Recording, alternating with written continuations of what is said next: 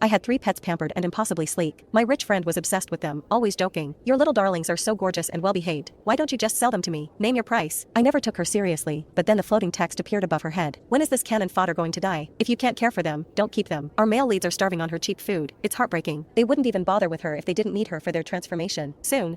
The cannon fodder has a brain tumor and no money for treatment. She's going to die any minute now. Once she's gone, the 3 male leads can go home with the female lead and start their happily ever after.